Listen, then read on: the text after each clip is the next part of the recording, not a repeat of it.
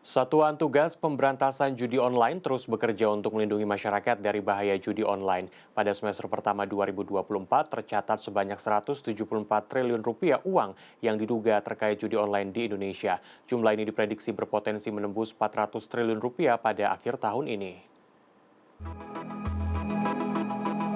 Dalam diskusi FMB 9 Senin siang, Direktur Pengendalian Aplikasi Informatika Kementerian Komunikasi dan Informatika Teguh Arifiyadi mengatakan jumlah pemain judi online di Indonesia saat ini telah mencapai lebih dari 3 juta orang dengan mayoritas berasal dari golongan ekonomi menengah ke bawah.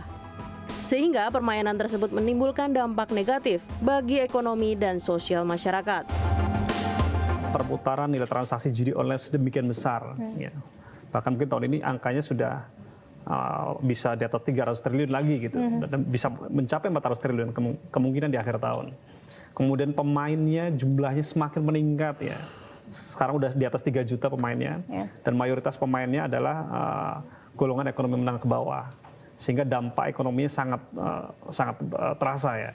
Kemudian dari sisi sosial, dampaknya juga sudah kita bisa lihat informasi atau berita hampir setiap hari kita bisa lihat informasi orang bunuh diri, kemudian kriminalitas meningkat, kemudian perceraian meningkat dan seterusnya. Betul. Nah, dampak ekonomi, dampak sosial, kemudian nilai transaksi yang begitu besar, kemudian yang paling penting lagi bahwa kerjasama penanganan judi online ini tidak bisa hanya dikerjakan oleh satu sektor saja gitu.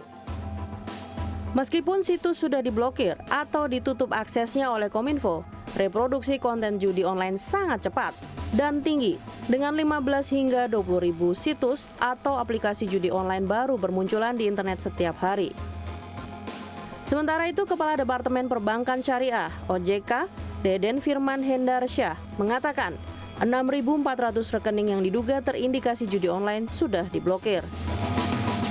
Selanjutnya, kami minta bank untuk melakukan EDD Bu Tuti, jadi Enhanced Due Diligence, penelitian lebih lanjut atas rekening tersebut. Apakah kemudian dari rekening-rekening tersebut juga diketahui ada aktivitas lain yang kemudian ada aliran-aliran yang suspicious lain, gitu ya? Suspicious. Ini yang kemudian kami mintakan kepada bank. Ini kerjasama kami yang lain nih dengan PPATK. Jadi nanti setelah dilakukannya EDD itu atau penelitian lanjutan, maka bank akan menyampaikan kepada PPATK apabila kemudian tadi ada suspicious transaction, ada laporan keuangan mencurigakan istilahnya.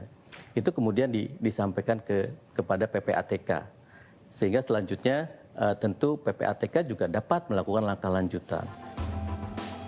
Sementara itu, PPATK yang juga tergabung dalam Satgas Pemberantasan Judi Online menyampaikan, pada semester 1 2024 telah menyampaikan 13 hasil analisis terkait indikasi pidana judi online kepada Kepolisian Republik Indonesia.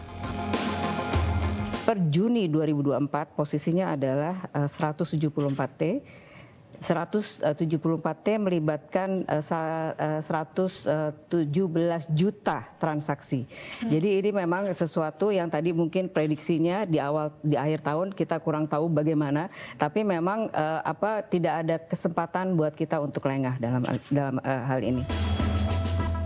PPATK mengatakan Singapura, Filipina, dan Tiongkok merupakan negara dengan resiko judi online tertinggi. Nilai transaksi judi online antara 3 negara tersebut dengan Indonesia mencapai 1 hingga 5 miliar rupiah per hari.